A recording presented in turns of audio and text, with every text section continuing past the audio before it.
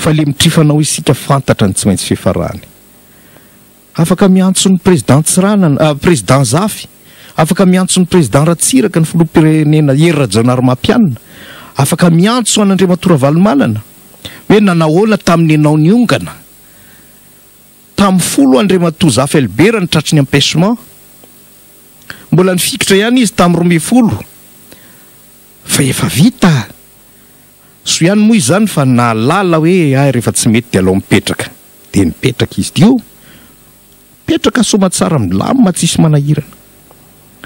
Afaka miantso an'Andriamatora Ratsiraka, Andriamatora Rajaonarimampianina hoe nanahoana mba tantarao aho hoe ianao niongana tamin'ny 91 dia ianao nandositra tamin'ny 2002, manahoana zany le mandray avion dia andositra ny Alatany Tomasina. Afaka miantso an'Andriamatora Valomanana hoe nanahoana ianao tamin'ny 2009 nirotahany vahoaka dia lasa nandositra, manahoana ny fihetseponao tamin'iny nandositra iny hoe iny aty fa resy roahany vahoaka. Afaka mantany an'ireny olona ireny. Dia mbola hiditra amin'ny lalana tsy nety ve?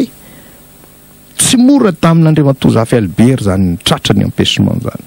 Mafy tamin'Andriamatora Ratsiraka zany nandositra fa niongana. Indrindra moa tamin'Andriamatora Valomanana zay tena tia fahefana ary nanao ny fomba rehetra mitovy amin'ny ataon'ny fitondrana ankehitriny, fikirana teo amin'izany fitondrana zany.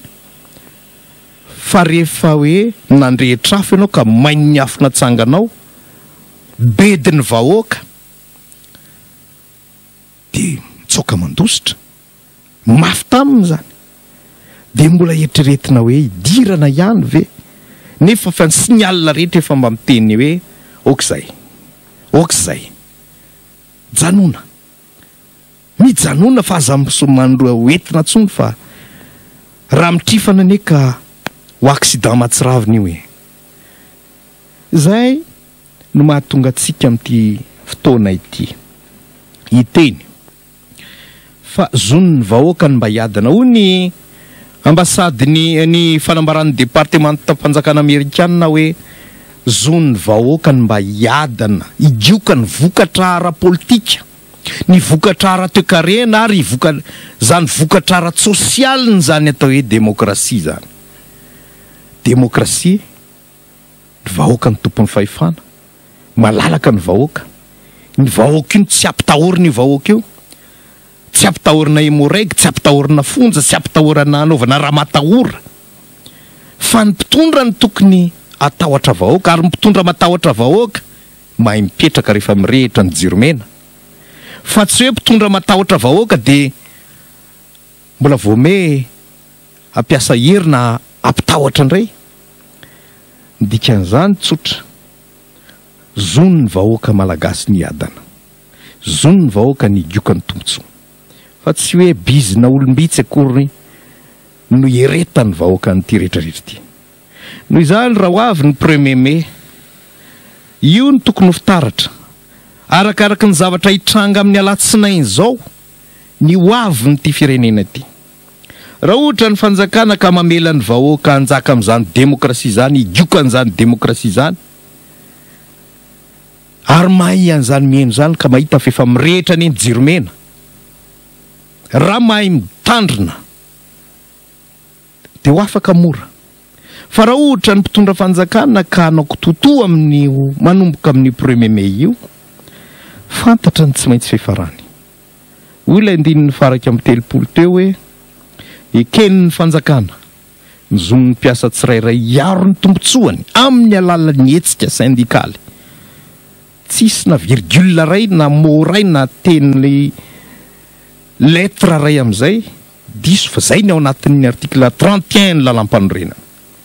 Zon'ny vahoaka, an'ny vahoaka ny fahefana eto amin'ity tany ity. Zay fa nisaraka tamin'ny vahoaka, zay nandiso fanantenana vahoaka, zay namadika ny vahoaka, zay namitaka ny vahoaka, dia lasa fahavalom-bahoaka. Ary nefa ran'izay fahavalom-bahoaka rehetra, ninona nataony, ninona fiarovan-tena ampiasainy, na préfet de police io, na hemorrhague io, na malety io, na ninona, fantatra ny tsy maintsy nefa ran'izay fahavalom-bahoaka potika takareny amin'ny accident reny.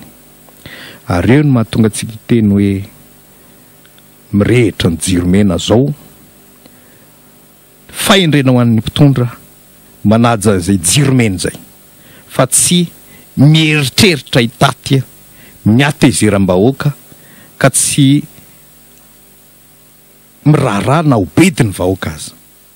Eo no maranantsika ity famakafakanina amin'ity fotoana ity, ary amaranantsika azy dia isy iraray zay ohatrany nalasa eritreritra ihany iran'ny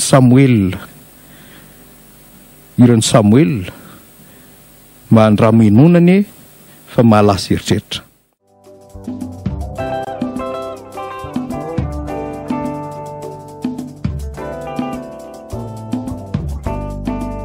Si je serais président par hasard, nous on saura jamais, seul Dieu le sait. Mais s'il mettra un connard au pouvoir, j'aimerais bien m'y voir.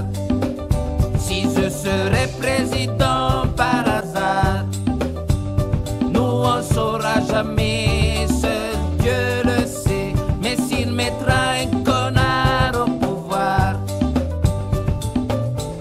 j'aimerais bien m'y voir. Évidemment, il y aura ceux qui veulent ma peau, en vous disant que je ne suis qu'un salaud. Évidemment, qu'on m'assassinera quelque part et le comité national de secours me trouvera trop tard. Aucun indice nulle part, un invisible au costard, un veillard ou un soulard, il a fait son devoir en tant que bon citoyen. Hérétique, politique, fric, fric, fric.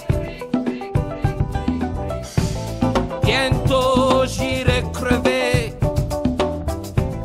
bientôt on va me les couper.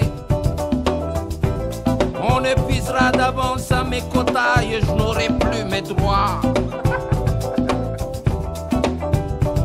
Une ordure, un martyr, un président de passe, un président sans trace, un président qui crache à la une dans toutes les magazines et les journaux mondiaux. Oh, oh, oh, oh, oh. Si je serais président par hasard, nous on saura jamais, seul Dieu le sait. Mais s'il mettra un connard au pouvoir, j'aimerais bien m'y voir. Si je serais président par hasard, nous on saura jamais, seul Dieu le sait. Mais s'il mettra un connard au pouvoir, j'aimerais bien m'y voir. Et même si c'est pour moins d'un jour, t'inquiètera plus mon amour. Tu seras indemnisé, t'auras le gros paquet, le pouvoir d'investir pour le bébé. Plus de temps pour les autres engagements, plus de temps pour les autres promesses. Mais l'essentiel était quand même déjà fait, qu'on était au sommet tous les deux.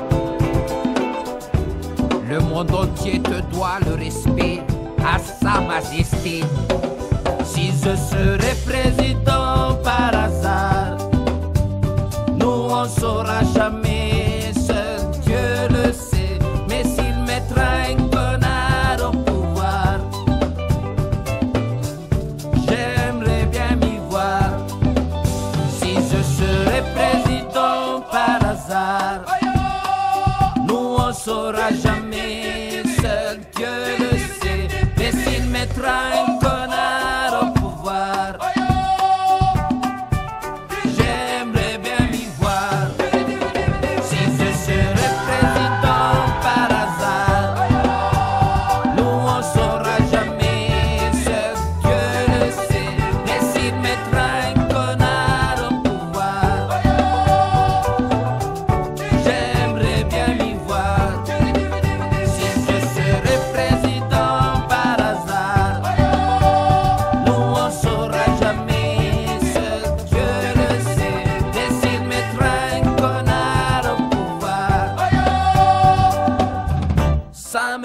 l'espoir.